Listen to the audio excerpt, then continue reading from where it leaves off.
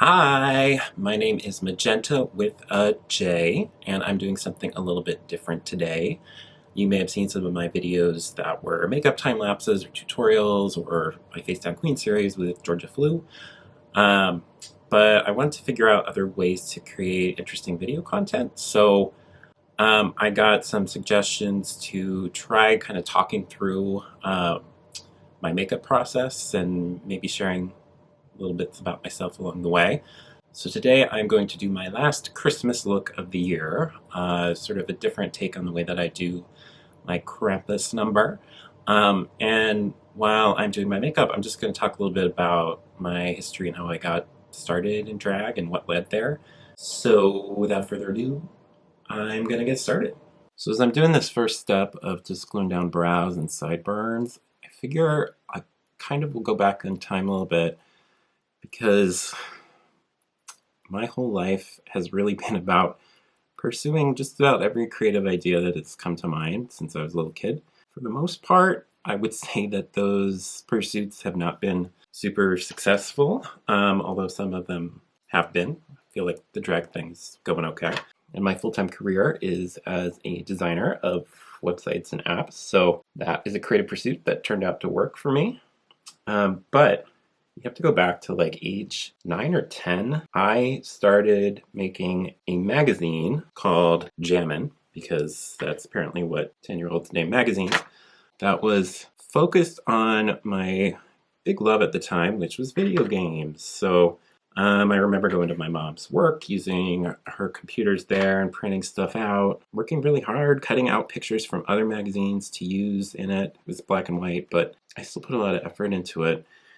And I just made the one issue then, but then when I got a little bit older, like I think 13, 14, I actually took it more seriously and I made, I think, 7 or 8 issues of Jammin', which again all focused on video games. And then after that, I actually started getting more and more interested in music and less interested in video games. So I started creating a new magazine called Chrome. This is long before Google Chrome, so it was slightly more original then. I don't know why I picked that name either. And that incorporated more music, and at the time my obsessions with Madonna and Bjork were quite visible to anyone paying any attention. So this is like early mid-90s. The internet existed, but by far most people were not on it. So the way that I kind of found like a community of like-minded teens who loved video games and had the same weird hobby of creating magazines, we called them fanzines, was by mail. So there was like a group of, I don't know, 30 or 40 kids. I think they were all kids. There might have been a few in their 20s that made these little fanzines, and basically we just did sort of a swap system where if somebody sent you an issue of their fanzine, you'd send them an issue of theirs. So I never really sold any. I had like a price on it, but it was not something that was by any means a commercial success. It was pretty much just for me and this small crew of people, and that was fine when you're 14. There was even like a meta level to it where a lot of the fanzines in our little circle would review the other fanzines, which I did as well. Sort of today, that actually reminds me a lot of like the Instagram drag community, or general social media drag community, where a lot of the people actually liking and commenting are other drag queens. So it's sort of this self-sustained system of like-minded creative people sharing what they're doing and mostly supporting each other.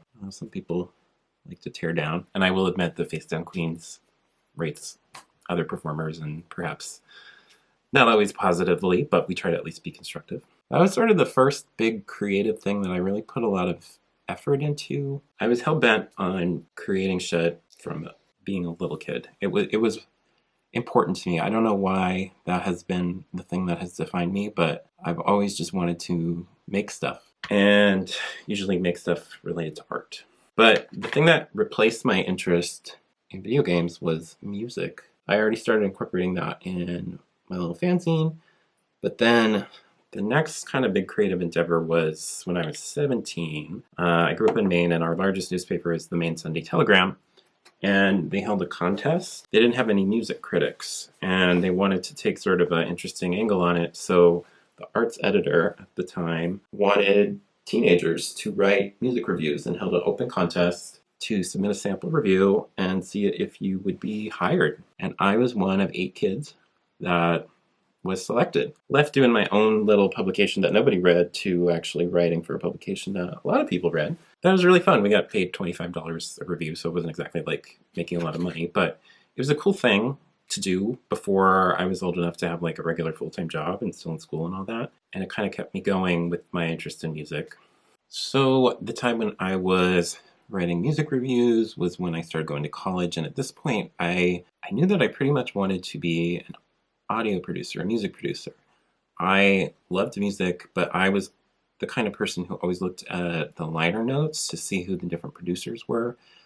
And at the time, I really loved people like Nelly Hooper, Dallas Austin, Mirwais, when he was working with Madonna, Spike Stent. There were a bunch of people that I thought were really interesting and made the kind of electronic pop music that I really liked. And I liked the idea of working with multiple artists and not really feeling like I needed to be the one in the spotlight. But I had a lot of trouble in college, actually. Basically, I had really severe, undiagnosed social anxiety. I just squandered a lot of opportunities. And I mean, I learned stuff. I have a degree now in audio production. I did an internship for a semester in LA, which should have been a great time to make connections. And I didn't know how to talk to people or make any lasting impression or network. So everything I was learning ended up really just being for myself. And I've never actually made any money from my chosen degree. Fortunately, I also told myself that if I couldn't succeed in music, that I would be a graphic designer and a web designer, as that became sort of the de facto medium for people to communicate and use design. And that ended up being my career, which has been really cool. I've done a lot of interesting things, mostly via an agency for like large clients. So let's fast forward. We're at like 2003, 4. Like I've just graduated from college. I was living with a couple friends in Somerville, Massachusetts, and I had been making my own music on my computer, basically all instrumentals, because I'll be honest, I'm not a great singer. And I put out an ad to try to find a singer to work with, to record music together, and I actually found somebody, and she recorded with me several times. We had a couple tracks down, and then she just completely ghosted. She disappeared. She stopped responding to stuff. No explanation. I was worried at one point that something bad had happened to her, but I don't think that was the case. I think she just decided it wasn't worth the effort anymore, and she didn't know how to say stop. That was kind of depressing to me. I think throughout my life, I've had trouble allowing myself to rely on others. I don't really like asking for help. I don't like knowing that the fate of something I'm working on could be in someone else's hands. So I decided at that point that I was no longer going to try to work with another singer, and I was just going to try to sing myself. So I had done some voice lessons, but honestly, it really required a little bit of electronic help to get my voice to sound good enough for what I wanted. That's kind of where my early mid-20s, my energy went into creating my first album. I was really proud of it. I put a lot of work into it. I did a lot of promo work trying to get press. So there were some interviews that I did. I recorded a music video for what I considered like the single, which was called This Machine. I went to clubs in Boston and New York, and actually anywhere I traveled, Provincetown. I was even in Atlanta at one point, trying to get people to play my music, and some of them did, but it didn't add up to anything. It didn't become like, there wasn't a song that caught on. This was like 2008, so streaming wasn't a thing yet. I mean, I liked the music, but I can understand why nothing really took off, and I didn't do enough of the like live performing. I did some, but I just didn't put 110% of my life into it because I needed to work. I needed to make money, and I did as much as I could, but it didn't go anywhere. I gave it another shot a few years later. I felt more mature. The music, I think, was better, and I released a sort of mini album called Heart Mechanical. That one I actually did a couple music videos for. The music videos got some views. Like one of them got like 8,000 views on YouTube, but and starred Jujubee. But again, there was no like standout breakout song or hit or press, or nothing really exploded in a way that, or even not even exploded, nothing even like slightly moved the needle, so to speak. And I told myself at the time, I think I was 30, 31 when I recorded it and released it, that if nothing came of it, that I would say, you know, I gave it my all, but music is just not going to be a career for me. So that was a little depressing. I worked really hard, and I think I just didn't have what it took. So at that point, I just kind of doubled down on my career, and I did very well in that, working at a digital marketing agency, creating websites and apps and things. And I started getting a lot of positive notice and, you know, went up the promotion ladder to be a vice president, briefly co-led our department of like 35 people. The thing about that is when you are doing creative work in a commercial setting, you're never actually doing the creative work that you want to be doing. You can push things, but you're still primarily trying to help companies sell stuff. And your best ideas are not gonna get out into the public without a lot of heavy editing and opinions. And there's just so much bureaucracy and bullshit. And I was working really long hours. Every day was just meeting after meeting. I mean, the thing that kind of kept me going through it was that I worked with really great people. At this point, since I was very senior in the department, I felt like my role was often as like a mentor, and I wanted to build people up. And I think I was good at that. And ultimately, I applied to run the whole department, and I didn't get it. And I told myself, if I didn't get it, that I would quit. And when that didn't happen, I quit. I'd been in an agency for 10 years. It was hard work. It was rewarding and stressful. And I just couldn't continue putting that much of my life into it. It was kind of one of those classic things you see in movies of like the guy that is so involved with their job that they are neglecting the rest of their life. And that's kind of where I was at. And I didn't want to do that. So I quit, and I didn't have anything lined up, and I just gave myself some time off. I did have a lot of stress when I was ready to start finding work again, and realizing that because I was actually more senior now, there are a lot fewer roles out there for someone at my level. Plenty of roles if I was more junior or mid-level, but you know, there's only one design boss in most companies. This was the summer of 2017. I didn't have any work. I depleted my savings much faster than I thought I would, which was concerning. That's when, in my sort of boredom, I don't know how many people watching have had long periods as an adult unemployed, but you very quickly go stir crazy, or at least I did.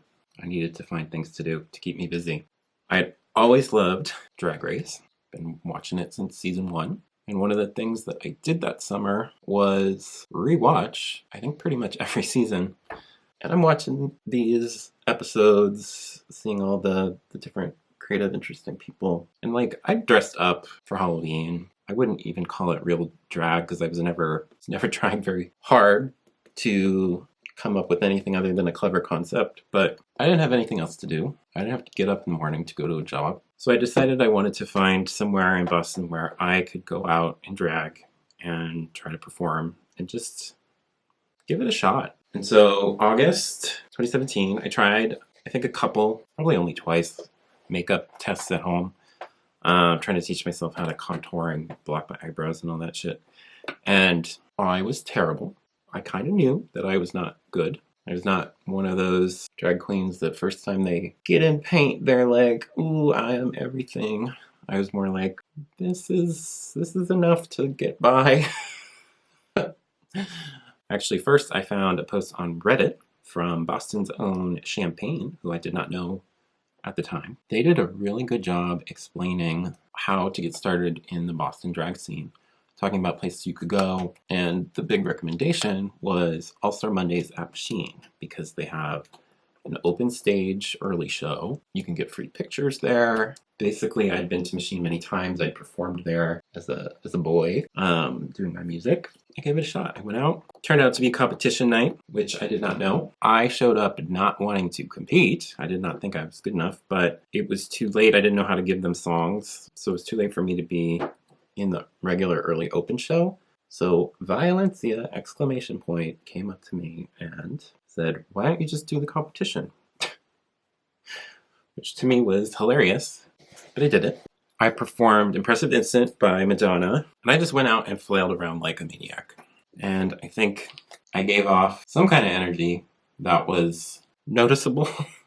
And actually, Lily Whiteass was the host, and she said something very nice, which was after I performed, she was like, "This is why we have an open show for people to come and give this kind of energy." So I was clearly giving a lot of energy. I don't think it was a good performance by any means, but it was something. They told me I looked like a young Miranda Wrights, which is hilarious because I'm 4 years older than Miranda Wrights, contrary to what many people think. Miranda Wrights was actually very nice, gave me tips. I didn't know anything about makeup and foundation, and I was foolishly using CoverGirl that didn't really do anything. So she gave me some advice about what to use instead. She said Derma Blend, which I used for a while, but then I switched to Krylon. So that's what I'm using now. So that was my first night out in drag. And I had a good time. And I thought, let's keep doing this. I kept going out. And I'll tell you, if you are considering drag or you're new to drag, there's something when you start where you have this energy about you. It's new. You want to be creative. You want to do well. You want to embrace the opportunities that you have. And I put a lot of energy into trying to come up with outfits and mixes and ideas for performances, trying to like dance well and give myself some choreography and things like that, and just generally be a good performer. And also, when you start drag, you don't necessarily know who you are as a performer or artist yet. I didn't know what direction I was going to take. I knew that I would never be trying to be like the beauty queens of the world, that there was no way that I was going to pass for super feminine. I didn't really care to, but I wanted to be creative. I wanted to sort of do whatever felt interesting. My rule for myself, which I still try to stick to, is that if it's not fun and I'm not challenging myself, then why am I doing it? That's even why, like today, the makeup I'm doing a number that I've done several times before. My probably my favorite, my All I Want for Christmas is Do Hast, Mariah Carey, Rammstein mashup.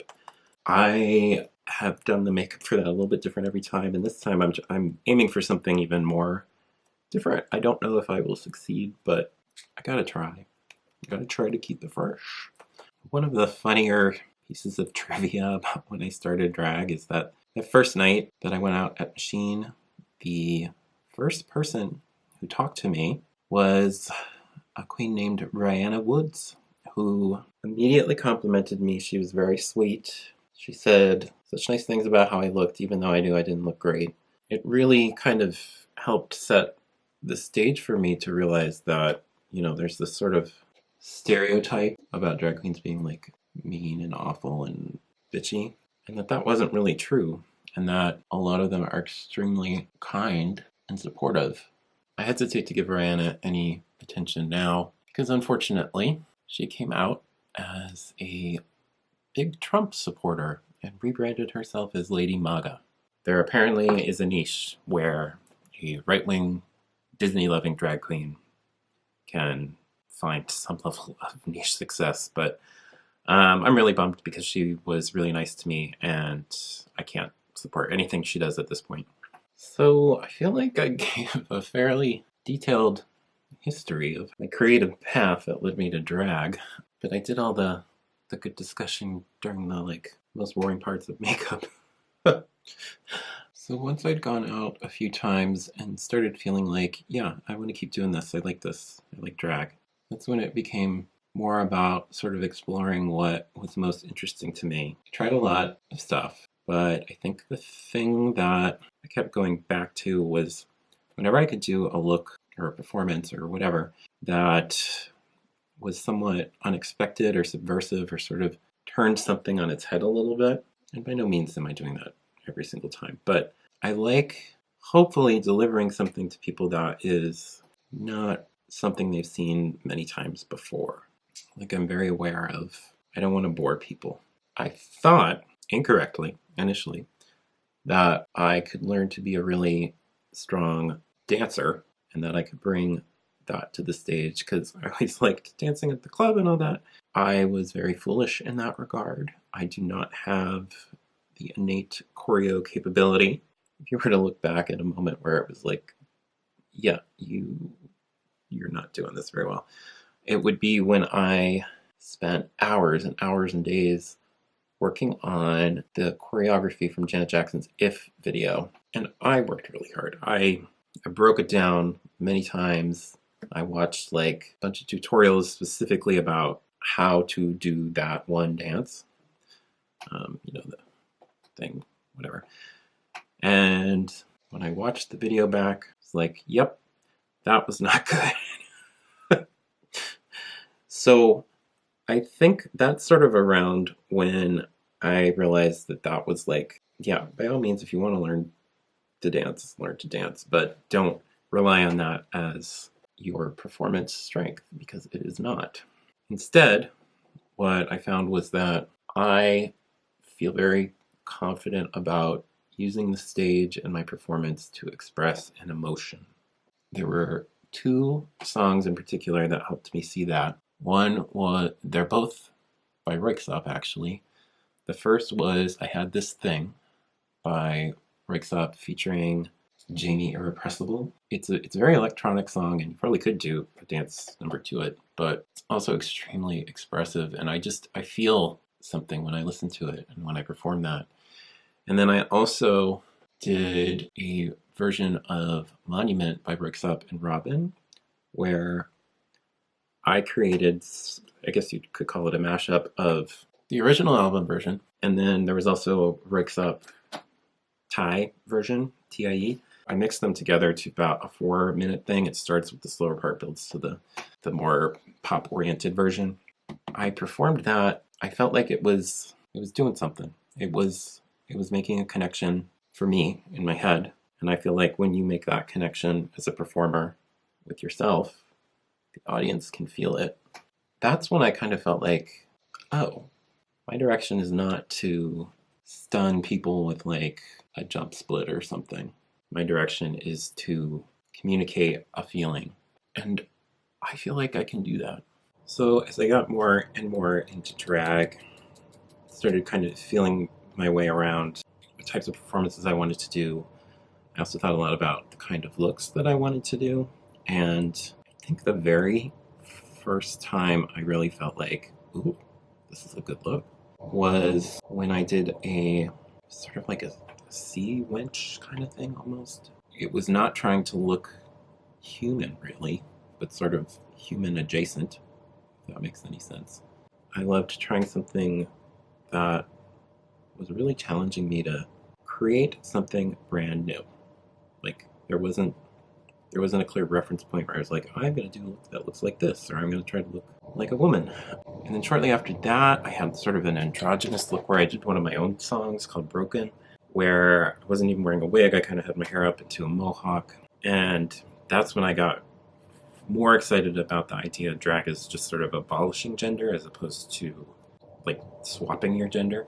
And really that's the more that I've done drag and other drag performers, I think the commonality is that it's less about trying to imitate another gender and it's more that you're just establishing that there are no rules. There's no reason why you should look a certain way to be male or female. We can all just be whatever we want to be. And I thought that was very, for me, a liberating concept. Because for me, ultimately, drag is just like, I need to express something. I need to be an interesting, creative person, and I need to use myself as a canvas. I felt like this is the avenue that let me use a lot of the various skills that I talked about before of being a creator, being a musician, being a writer, being a designer.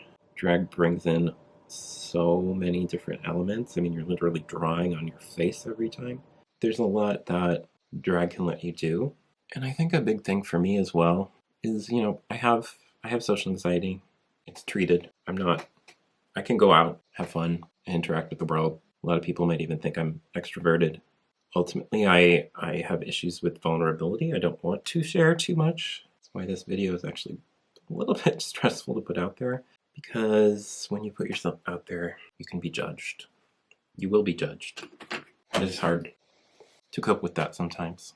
But for me at this point in my life, drag is kind of like, I refer to drag as an armor that I can put on, even though you're actually very you're literally wearing stuff designed to like get attention and have people look at you. So it's a little disingenuous to say like you want to blend in when you're in drag, but it allows the person that they're seeing to be somebody other than just me as myself. I feel a bit better knowing that if somebody judges me, they're judging something I created as opposed to me as a person, because they don't know me as a person. And generally, I'm not like looking to have a lot of new deep relationships with strangers. So one of the nice things about being my age is having developed a lot of friendships that I feel pretty good about who I have in my life. And while I'm definitely happy to make new friends, I don't feel a strong need to feign connection with everybody. All right, I think I'm gonna do this brown and red and then put a lot of black over it, because my wig is actually red with black roots. So the number I'm doing tonight is actually a good example of like my big interest in subversion. I really like the idea of taking like sweet things and making them really dark. And everybody's heard Mariah Carey a million times, All I Want for Christmas Is You. So it's kind of boring just to do that. So it's like, how can I take this very sweet holiday song that everybody knows and make like a unexpected darker version of it?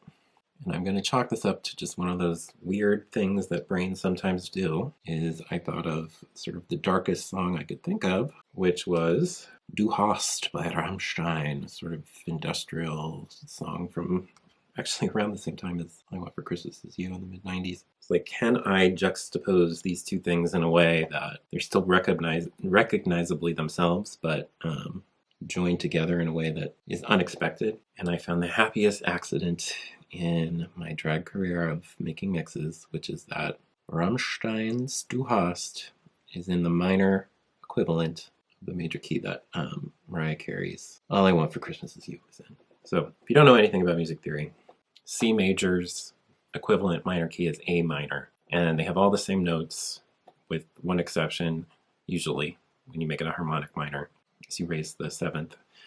But it allows you to mix together two songs in a way that doesn't sound really discordant. Because if you don't know anything about music theory and you've tried to do a mashup yourself, unless you lucked out and got two songs with the same key, what probably happened is you noticed that they just sound wrong together.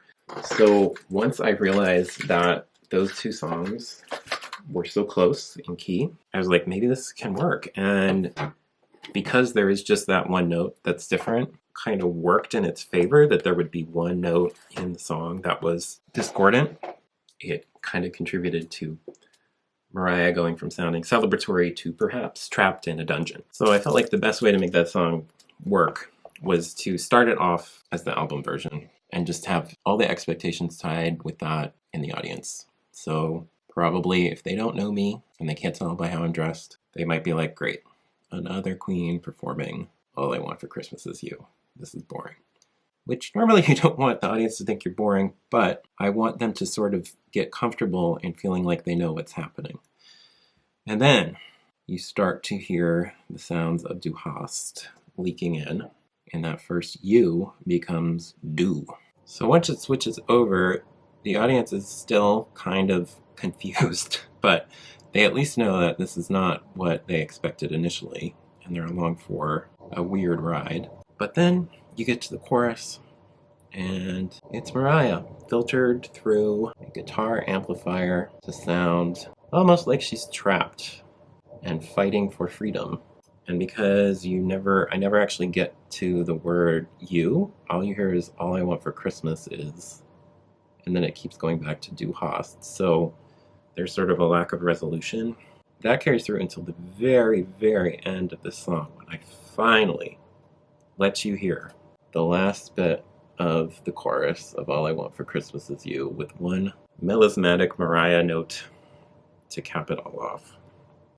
So that's a little insight into how I think of like the journey that I'm trying to take somebody on with a song choice like that.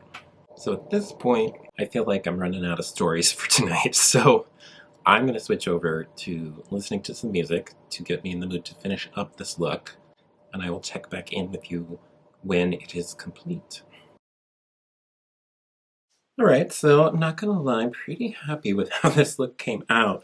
I was going for Normally when I do this Krampus thing, I do kind of a otherworldly goat creature, but this time I wanted to be sort of like a bad demon bitch. So I think I accomplished that. I love this hair. This is by Atlas. She did a great job.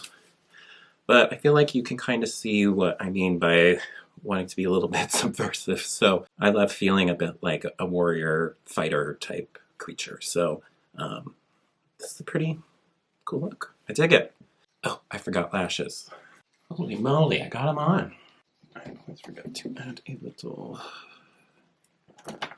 mascara.